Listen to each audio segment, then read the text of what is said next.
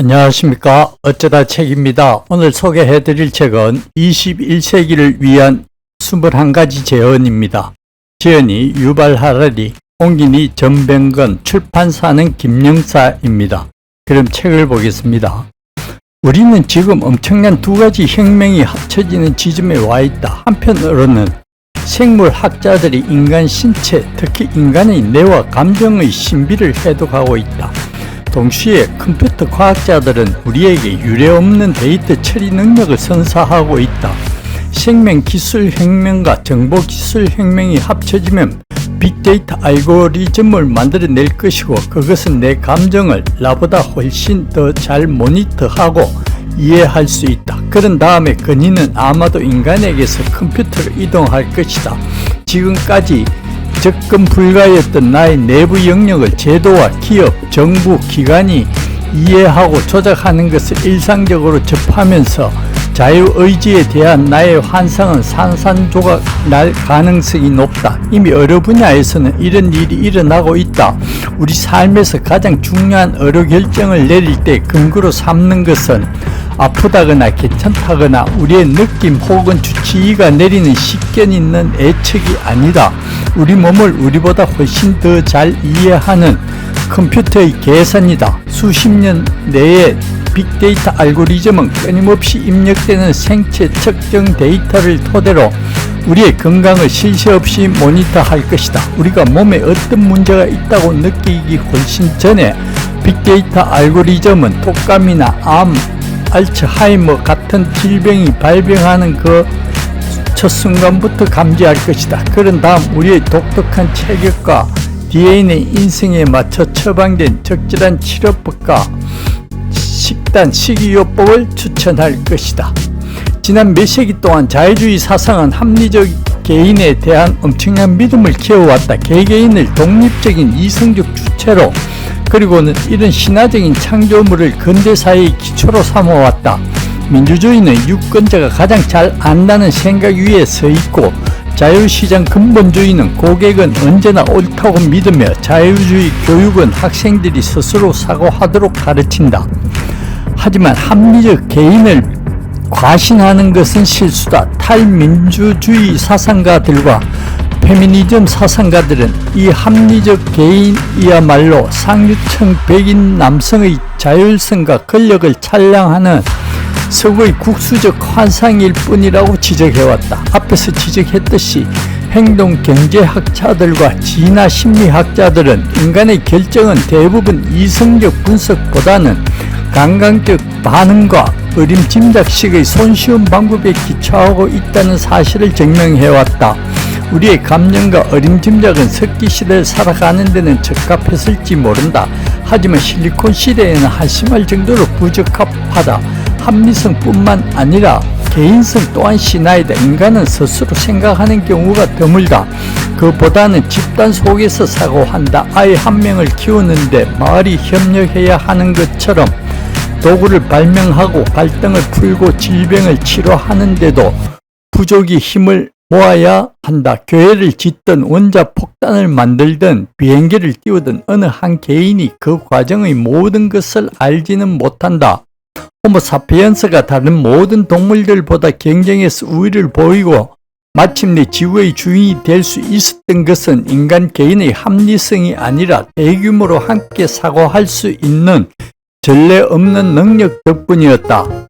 나는 누구인가? 나는 인생에서 무엇을 해야 하는가? 인생의 의미는 무엇인가? 인간은 태고적부터 이런 질문을 해왔다. 모든 세대는 새로운 답이 필요하다. 우리가 아는 것과 모르는 것이 계속 변하기 때문이다.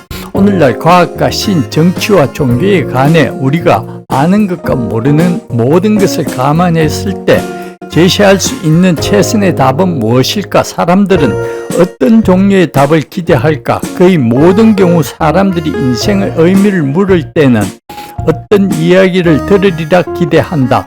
호모사피엔스는 이야기하는 동물이기 때문이다. 숫자나 그래프보다 이야기로 생각하고 우주 자체도 이야기처럼 돌아간다고 믿는다. 그 이야기는 영웅과 악당, 갈등과 해결, 절정과 해피엔딩으로 차있다. 인생의 의미를 찾을 때 우리는 도대체 현실이란 무엇이며 우주의 드라마 속에서 내 역할은 무엇인지 설명해줄 이야기를 바란다.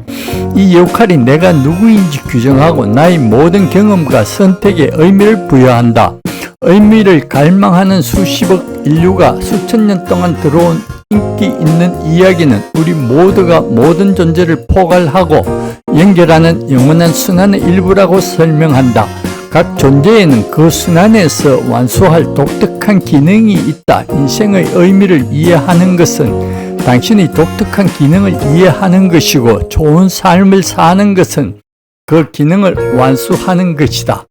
앞에서 그토록 많은 이야기와 종교 이데올로기들을 비판했으니 이제 나 역시 자신을 비판의 사선에 올려놓고 그렇게나 회의적인 사람이 그러면서도 어떻게 아침에 기분 좋게 일어날 수 있는지 그 비결을 설명하는 것이 공평하겠다. 내가 그러기를 주저하는 것은 자기 반경의 두려움 탓도 있지만 행여 내게 맞는 것이 모든 사람에게 맞을 거라는 그릇된 인상을 주고 싶지 않아서이기도 하다. 나의 유전자, 유전, 개인사, 다르마가 만들어내는 특성은 다른 사람들도 나눠 갖는 것이 아님을 나는 아주 잘 안다. 하지만 적어도 독자들이 내가 어떤 색깔의 안경을 끼고 세상을 보는지, 그리고 그것에 의해 내 시야와 글쓰기가 어떻게 변조되는지 알게 된다면 좋지 않을까 싶다. 10대 시절 나는 고민이 많았고 가만히 있지 못하는 아이였다. 내게 세상은 아무런 의미가 없었고 나는 인생에 관한 큰 질문에도 답을 얻지 못했다. 특히 왜 세상과 나 자신의 삶에 그토록 많은 고통이 있는지, 그것에 대해 무엇을 할 수 있는지 이해할 수 없었다. 내 주변의 사람들과 내가 읽은 책에서 얻은 것은 모두가 정교한 허구들이었다. 즉 신과 천국에 관한 종교적 시나 모국과 국가의 역사적 사명에 관한 민족주의 시나 사랑과 모험에 관한 낭만적 시나 혹은 경제성장과 어떤 구매와 소비가 나를 행복해 줄지에 관한 자본주의 시나 같은 것이었다. 이것들이 십중팔구 허구라는 사실을 깨달을 만큼의 분별력은 있었지만 여전히 나는 어떻게 해야 진실을 찾을 수 있을지는 알지 못했다. 대학에 들어가서 공부를 시작했을 때 난 이곳이야말로 그 답을 찾을 수 있는 이상적인 장소일 거라고 생각했다. 하지만 실망스러웠다. 학문 세계는 내게 지금까지 인간이 만든 모든 신화를 해체하는 도구들은 제공했지만 인생의 큰 질문에 대한 만족스러운 답을 주지는 않았다. 오히려 반대로 점점 더 좁은 질문에 초점을 맞추라고 권장했다. 결국 나는 옥스퍼드 대학교에서 중세 병사들의 자전적 기록을 주제로 박사학위 논문을 썼다. 부수적인 취미로 수많은 철학책을 읽고 숱한 철학적 토론을 벌였다. 하지만 그런 활동은 끝없는 지적 즐거움은 주었을지언정 진정한 통찰은 거의 주지 않았다. 너무나 답답했다. 네, 오늘은 유발 하라리 작가의 21세기를 위한 21가지 제언을 보았습니다. 도움이 되셨다면 구독과 좋아요 부탁드립니다. 감사합니다.